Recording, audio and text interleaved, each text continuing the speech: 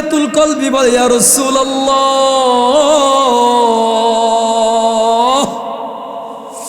আমি যখন গর্তটা বড় হলো, আমার মেয়েকে বললাম, মা আসো একটু দেখো।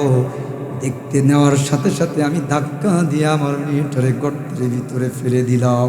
আমি নিষ্ঠুর বাবা, ভিতর থেকে মক্কার মরুপ্রান্তরে পাহাড়ি পাথরগুলো উঠায়া উঠায়া আমি আমার মেয়ের চেহারার দিকে আঘাত করতেছি। আবার মেয়ের চেহারাগুলো ফেটে ফেটে রক্ত বের হচ্ছিল। আমি পাষাণ বাবা, হৃদয় গলে নাই। আমি তখন আমার ওই মেয়েটার জন্য বড় একটা পাথর নিয়া মেয়েটার মুখ বরাবর মেরেছি। যেই মাত্র মেরেছি আমার চোখের সামনে, ইয়া রাসূলুল্লাহ, আবার মেয়েটার মাথা দুটা টুকরা হয়ে জমিনের ভিতরে। ইসলাম বলে নারীরা পণ্য নয়, নারীরা সম্মানের জাতি। আল জান্নাতু তাহতা আকদামিল উম্মাহাত, নারী জাতির পায়ের নিচে আল্লাহর জান্নাত। নারী জাতিকে সম্মান আল্লাহ দিয়েছে, আর ওয়েস্টার্ন কালচাররা তাদেরকে পণ্য বানিয়েছে। মিশরের নীল নদের ভিতরে নারীকে সাজিয়ে গুজিয়ে মানে বলি দিবে নারী। মনে রাখবেন, মহিলাদের প্যান্ডেল তো নাই। আচ্ছা মা বোনরা শুনছেন, আপনাদেরকেও বলি, এখানে আমি ওই দিকে যাবো না, তাফসীর শেষ করবো। আমি আপনাদেরকে বলি, শোনেন, ইতিহাস সাক্ষী, যুগে যুগে কালে কালে নারীদের সম্মান একমাত্র ইসলাম যা দিয়েছে, পৃথিবীর কেউ তা 100 ভাগের 1 ভাগ দেয় না।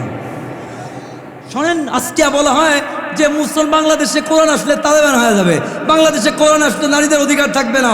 নারীদের অধিকার মানে কি বুঝান? নারীদের অধিকার মানে নারীদেরকে অর্ধ উলঙ্গ করে, বর্তমানে বিলবোর্ড থেকে শুরু করে 5 টাকার একটা কলম কেনেন, কলম, ওই কলমের ভিতরে অর্ধ উলঙ্গ নারীর ছবি। ইসলাম বলে নারীরা পণ্য নয়, নারীরা সম্মানের জাতি। আল জান্নাতু তাহতা আকদামিল উম্মাহাত, নারী জাতির পায়ের নিচে আল্লাহর জান্নাত। নারী জাতিকে সম্মান আল্লাহ দিয়েছে, আর ওয়েস্টার্ন কালচার তাদেরকে পণ্য বানিয়েছে। হ্যাঁ, অন্যদিকে ঘটনা চলে যায়। আল্লাহু আকবার। নারী জাতির সম্মান নিয়ে শুধু দুটো আমার মা বোনদেরকে বলি, অনেকের ইসলামিক পর্দা ভালো লাগে না, ইসলামকে সেকেলে মনে হয়, ব্যাকডেটে মনে হয়। আপনাদেরকে বলি, নারী জাতিকে ডাস্টবিন থেকে উঠায়া মায়ের জাতি, মায়ের পায়ের নিচে জান্নাতের ঘোষণা একমাত্র ইসলাম ছাড়া পৃথিবীর কেউ দেয় না। নেটে সার্চ দিবেন আপনারা, যে আমেরিকা আজকে গোটা পৃথিবীতে নারী আন্দোলন বলে, বাংলাদেশের অমুক নারী লাগবে, অমুক নারী লাগবে। জান না, বাংলা আমেরিকার এই স্বাধীন হওয়ার পর থেকে নিয়ে আজ পর্যন্ত বাংলা আমেরিকায় একজন নারীকে তারা প্রেসিডেন্ট বানায় নাই। কারণ আমেরিকায় 1948 সালের আগ পর্যন্ত নারীদের ভোটের অধিকার ছিল না। লন্ডনে 1947 খ্রিস্টাব্দের আগ পর্যন্ত নারীদের ভোটের অধিকার ছিল না। খ্রিস্টান ধর্ম খোলেন, হিন্দু ধর্ম খোলেন, নারীদেরকে বলা হয় পণ্য, ভোগের পণ্য।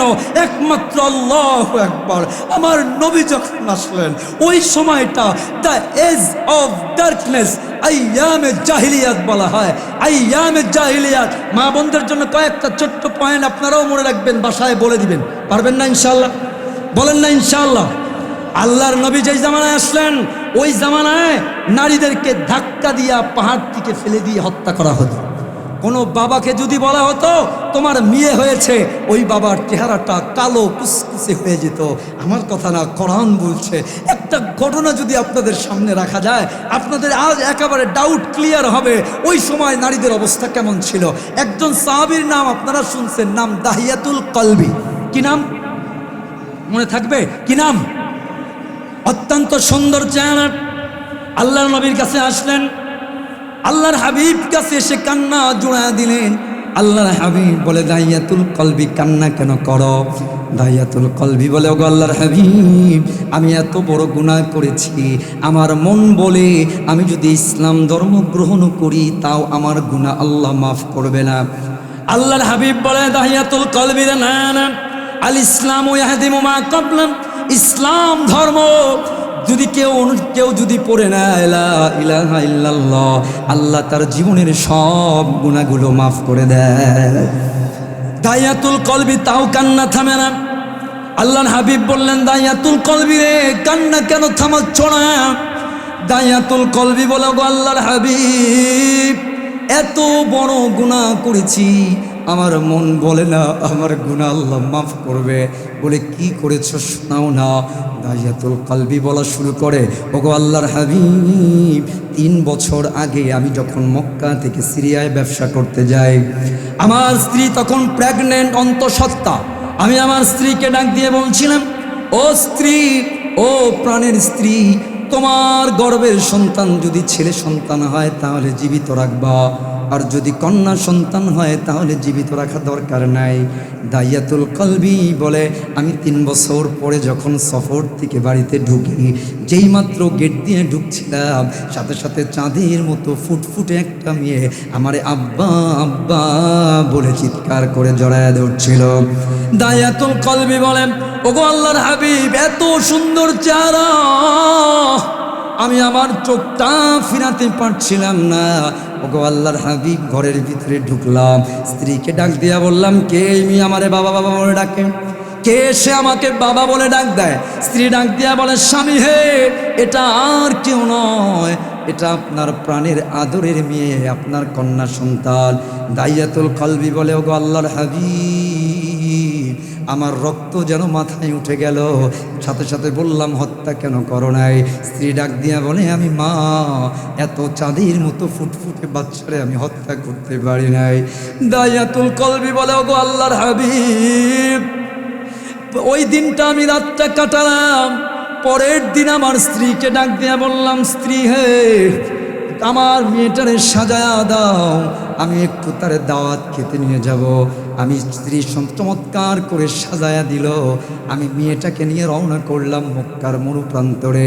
স্ত্রীটাও খুব, আমার মেয়েটাও অত্যন্ত খুশি, জীবনে প্রথম বাবার সাথে কোথাও বেড়াইতে যায়। দাইয়াতুল কলবির চোখ দিয়া পানি পড়ে, আর গো বলে, আল্লাহর রাসূল, মেয়েটারে নিয়ে নির্জন মরুভূমির ভিতরে ঢুকলাম। একটা জায়গায় আমি আগেই গর্ত খনন করার অস্ত্র নিয়ে নিয়েছিলাম। আমি সাথে সাথে গর্ত খনন করার জন্য আমি তখন শুরু করে দিলাম। আমি যখন গর্তটা খনন করি, আমার মেয়েটা মাটিগুলো আমার দাড়িতে লেগে যায়, দাড়িগুলো সরায়া দেয়, মাটিগুলো আমার চেহারা থেকে সরায়, আর বলে, বাবা এত কষ্ট খেল করছো। আল্লাহ রসুল বলে, দাইয়াতুল কলবি বলে, ইয়া রাসূলুল্লাহ,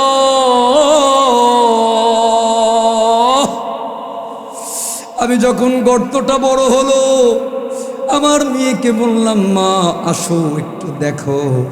দেখতে নেওয়ার সাথে সাথে আমি ধাক্কা দিয়ে আমার মেয়েটারে গর্তের ভিতরে ফেলে দিলাম। আমি নিষ্ঠুর বাবা, ভিতর থেকে মক্কার মরুপ্রান্তরে পাহাড়ি পাথরগুলো উঠায়া উঠায়া আমি আমার মেয়ের চেহারার দিকে আঘাত করতেছি। আবার মেয়ের চেহারাগুলো ফেটে ফেটে রক্ত বের হচ্ছিল। আমি পাষাণ বাবা, হৃদয় গলে না। আমি তখন আমার ওই মেয়েটার জন্য বড় একটা পাথর নিয়া মেয়েটার মুখ বরাবর মেরেছি। যেই মাত্র মেরেছি, আমার চোখের সামনে ইয়া রাসূলুল্লাহ আবার মেয়েটার মাথা 2টা টুকরা হয়ে জমিনের ভিতরে। ইয়া রাসূলুল্লাহ, আমার মেয়ের জীবনের শেষ শব্দ ছিল, বাবা আমায় মেরো না, তোমার যদি সমস্যা হয় আমি এত দূরে চলে যাব, আমার চেহারা জীবনেও কেউ দেখবে না। আল্লাহর দাইয়াতুল কলবির ঘটনা শুনে আল্লাহর নবীর চোখ দিয়েও পানিগুলো ঝরছে। আল্লাহর নবীর চোখ দিয়ে পানি পড়ে। রাসূল বলে, কোনো বাবাও কি এত নিষ্ঠুর হতে পারে? দাইয়াতুল কলবি বলে, ওগো আল্লাহর রাসূল, আমি দাইয়াতুল কলবির মেয়ে একা না, আমি দাইয়াতুল কলবি এরকম 100 মেয়েকে জীবন্ত হত্যা করার সাক্ষী। নাউজুবিল্লাহ। এ ভাই, রামদুনি বাড়ির বোনেরা, দেখেন না নারীদেরকে হত্যা করা হতো, আল্লাহর নবী আগলেন, কোরআন এসে বলল লা তাকতুলু আওলাদাকুম খাশিয়াতা ইমলাক, সাবধান আজকের পর থেকে নারীকে হত্যা করা যাবে না। বিআইয়ি যামবিন কুতিলাত, কেন হত্যা করবা? আল্লাহর রাসূল বললেন শুধু হত্যা নয়, যাদের কন্যা সন্তান হবে, যাদের মেয়ে সন্তান আছে, শোনেন আল্লাহর নবী বলেন মান কানা লাহু সালাসু বানাত, কারো যদি 3টা মেয়ে সন্তান থাকে, ওয়া আল্লামাহুন্না ওয়া আদাবাহুন্না ওয়া যাওয়াজাহুন্না, ওই বাবা তাদেরকে লালন পালন করে, ওই বাবা তাদের সৎপাত্রে বিয়ে দেয়, আল্লাহর নবী বা এই 2টা আঙ্গুল এভাবে উঁচা করে ধরে বলেন আমি রাসূল আর ওই মেয়ের 3 মেয়ের বাবা একসাথে জান্নাতে থাকবো। মনে রাখবেন, মেয়ে এটা আল্লাহর পক্ষ থেকে রহমত, এটা রাসূল বলেছেন, আল্লাহ বলেছেন। তো মেয়েদের সম্মান দিয়েছে কে? আল্লাহ। কোরআন আমাদেরকে সে অধিকার দিয়েছে, রাইট দিয়েছে, হ্যাঁ পণ্য বানায় নাই।